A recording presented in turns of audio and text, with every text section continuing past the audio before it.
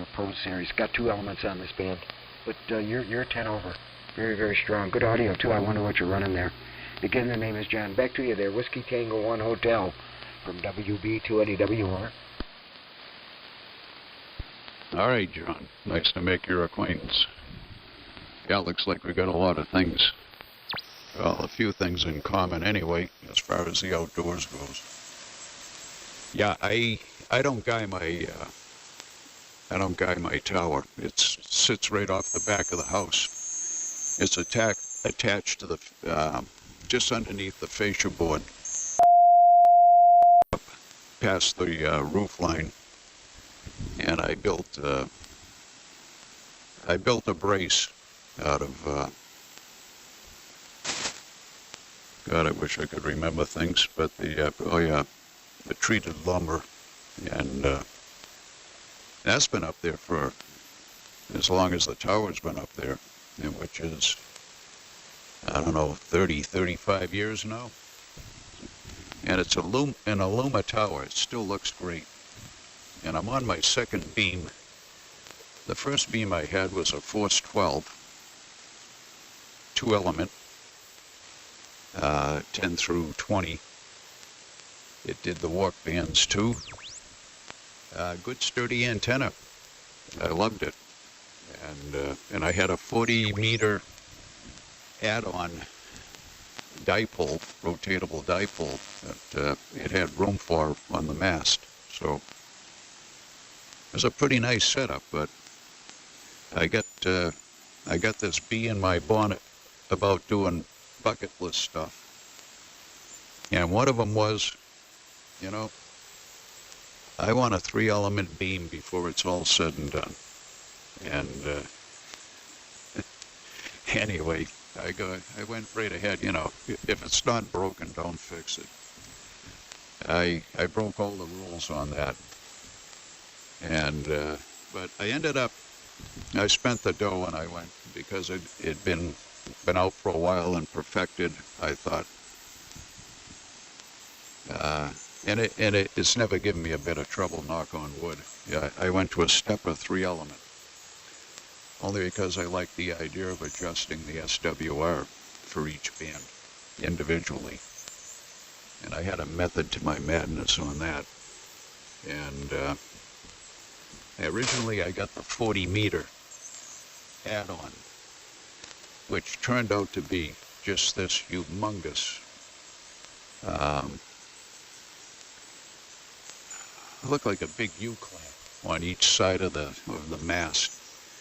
And I really didn't care for it, especially with all the icing that can happen around here. And I just, once I saw what it was and how heavy it was, I asked Stepper, look, I'd like to give you this element back. Well, it's they have 3 motors, and the middle motor is the one that runs the 40, and it's you need a different one to run it if you don't have the 40, just to go to the 20. And anyway, they exchanged it for me.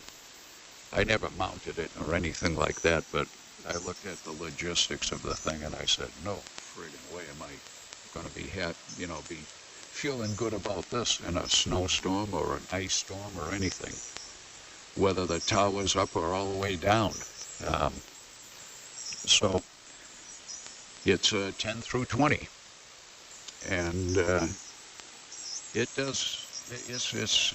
been a great investment and a great experience as far as all of that goes.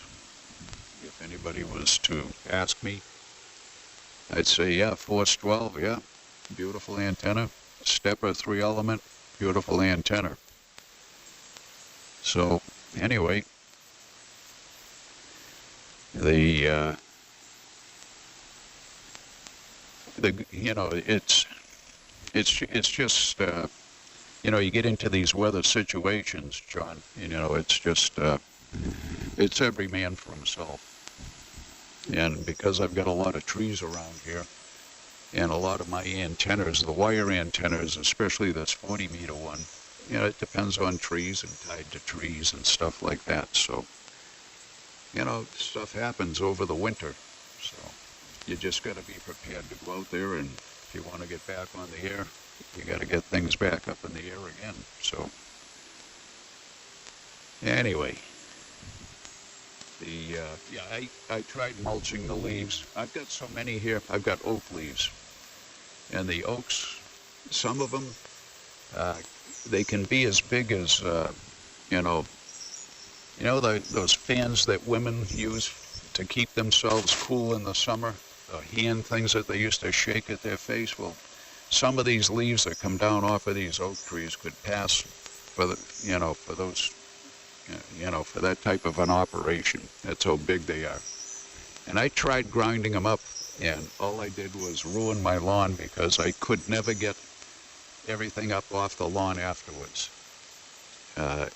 All the mulch that it put down. So I have to blow the leaves off to begin with and get them down to a decent level on the lawn, and then I can go around with the bagger on the lawnmower and kind of like, clean sweep the lawn. And it all comes out looking good until the next time that there's a little bit of wind and there's a carpet of leaves out there again, and plus the acorns that goes with it.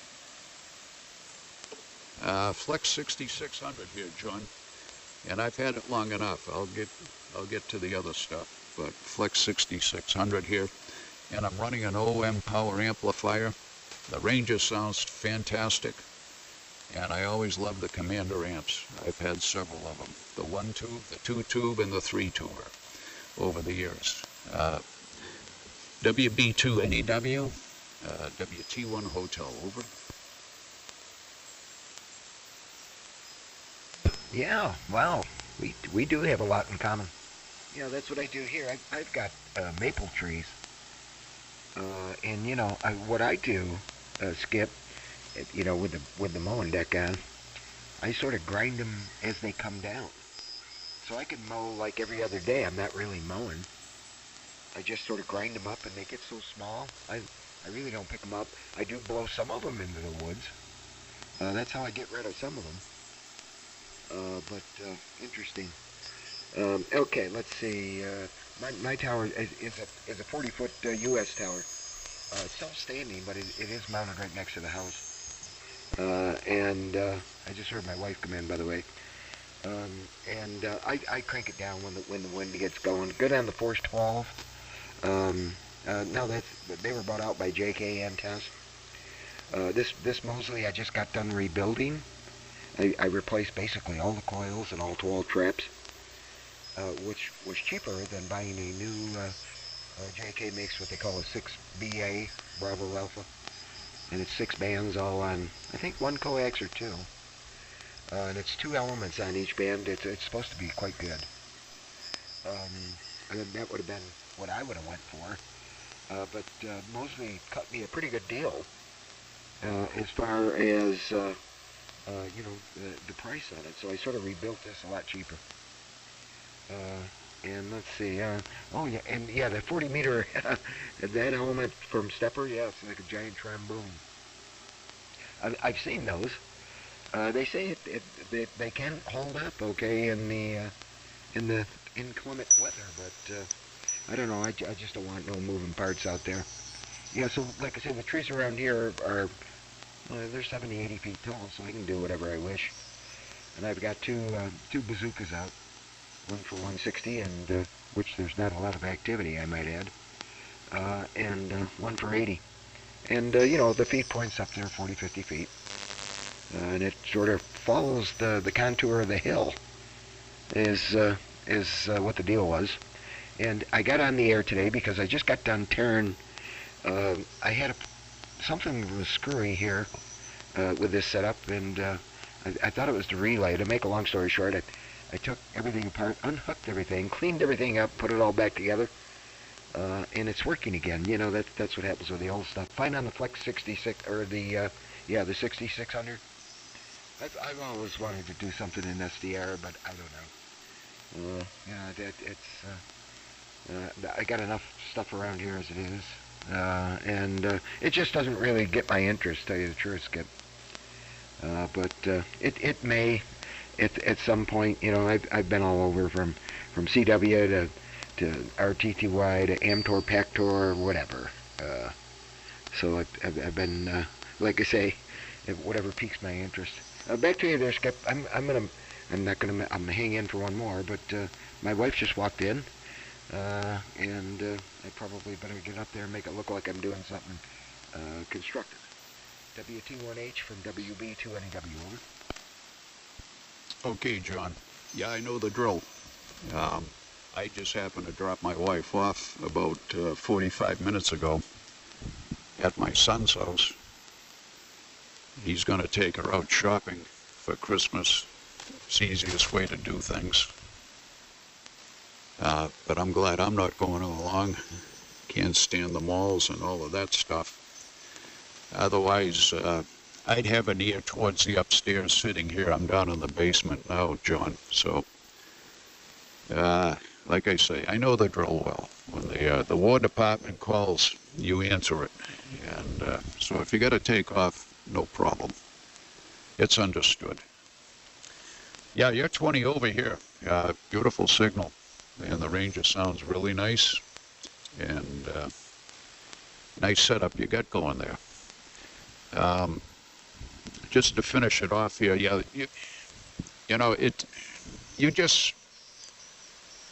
you make a commitment. If you've got a half-decent computer, try an SDR and a used one. I bought this 6600 I bought used, and I had an on 100D before that for 10 years.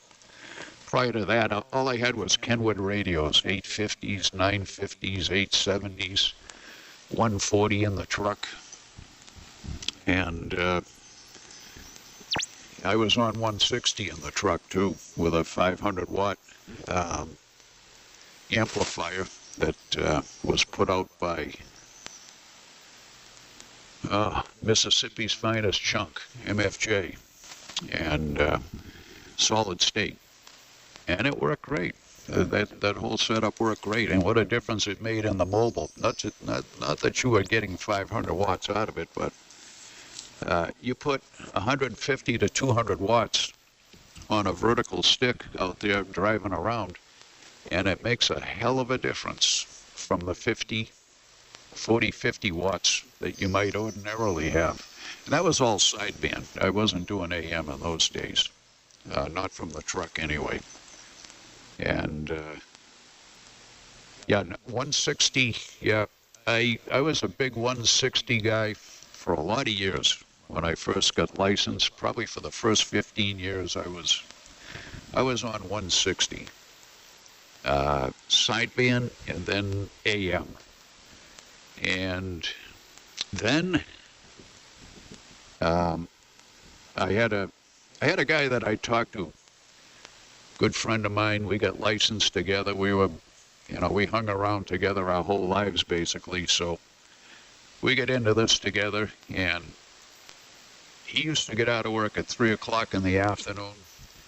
I was self-employed as a plumber, and I could basically call it a day whenever I could, when it was convenient. So a lot of times we'd hook up 4 or 5 times during the week, and then on weekends on 160, and we'd talk away.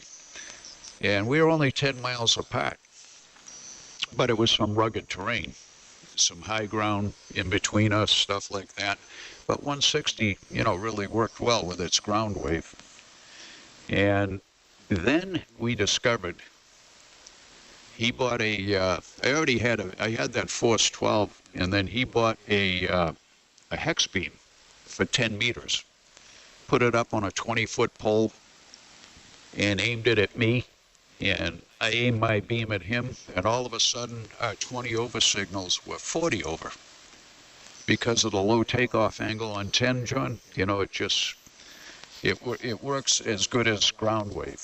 And it didn't matter what the conditions, the skywave conditions were, we weren't depending on it.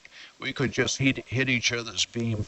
And I've worked stations in Massachusetts here on 10 meters at 40 miles away, beam to beam, 40 over. Signal to noise, non-existent. I mean, it's just, it's magic.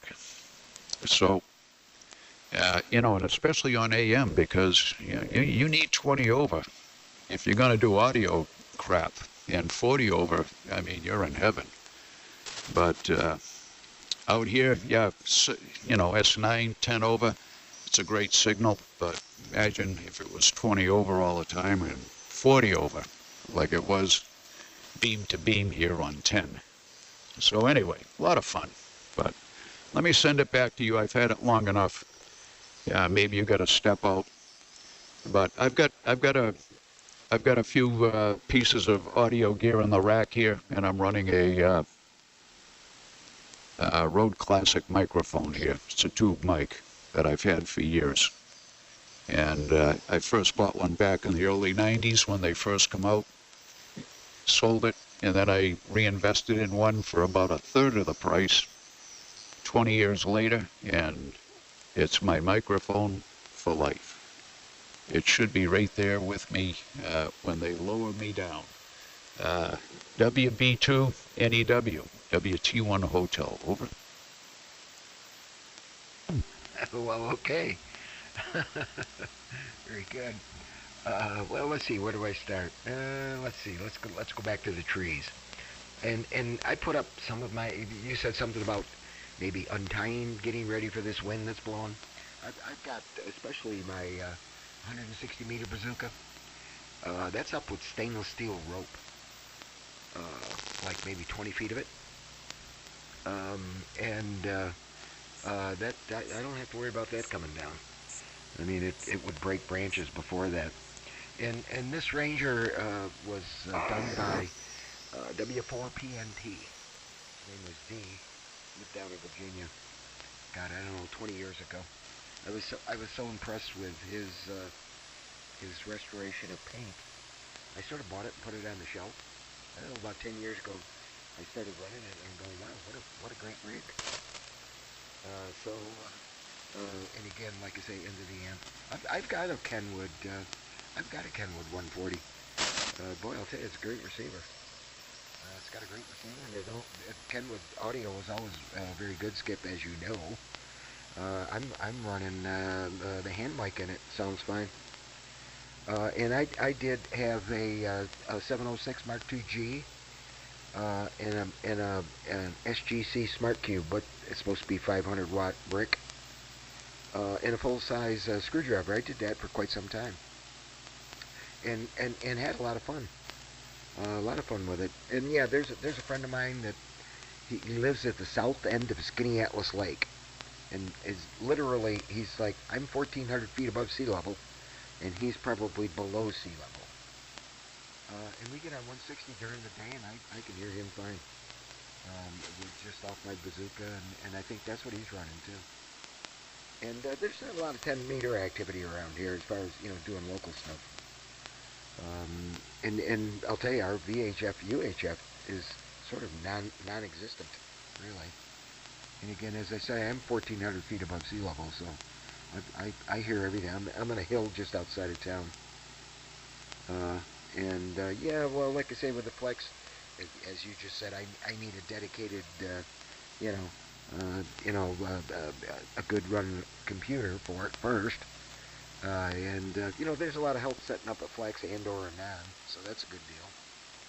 I know several people that have them, but like I say, I have hard enough time keeping all the old junk running. Tell you the truth. Yeah, so let me run, Skip. Good to run into you. As I said, I've heard you on and off recently, and I'm usually listening to 40, and with the regular, the crowd that comes through here. I heard you, and like I said, I just wanted to say hello, and I heard you calling CQ, and I hate to hear people call CQ more than a couple of times. If I can hear you and I'm not doing something, I'm going to answer it more than likely. So there you go. I'll let you run. I'm sure I'll talk to you before the holidays, Skip, but if not, have a good holiday season, whatever it may be. Like I say, I'm sure I'll run into you before that. So 7-3s. WT1 Hotel from WB2 NEW. Okay, John. Well, definitely the pleasure was on this end. And yeah, once again, thanks for answering the CQ. I try to do the same thing also. Most of the time, if the signal's marginal, I might say, well, I don't think I'll answer that one because it sounds like things could go south in a hurry. And I hate that, when conditions just kind of fall apart on you. But most of the time I try to do the same thing. I'll just, at least if I don't have the time, at least I'll tell you, hey, it's working.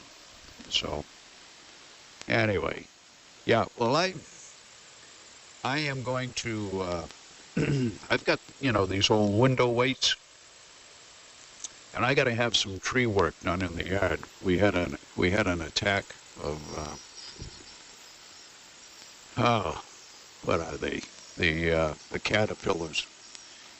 About 4 or 5 years ago, they come in, and I hadn't seen them up in this neck of the woods for about 25, 30 years. And they do an awful job. They eat the leaves right off the trees in the summertime. And that's what happened this time, and they killed a whole bunch of trees. And I mean mature adult trees, 40, 50, 60 footers. So I've got a line of about 4 of them on the right side of the yard, and I just put up this a new 80-40 antenna, and it's just tied off to the trunks right now. But I've got pulleys, and after they get the tree work done, I'll be putting the pulleys up there with the counterweights, and that for me works the best. John, so when the tree sways, the window weight just goes up and down with the swaying of the tree, and everybody's happy. And so anyway, that's going to happen on the 17th, I guess, of December. So I should have the pulleys out there in place before we get to the real bad stuff. Oh boy. Anyway, 7-3 to you and yours. Merry Christmas, Happy Hanukkah, whatever it happens to be. And it's been a real pleasure. And I'll look forward to working you again. John, WB2NEW.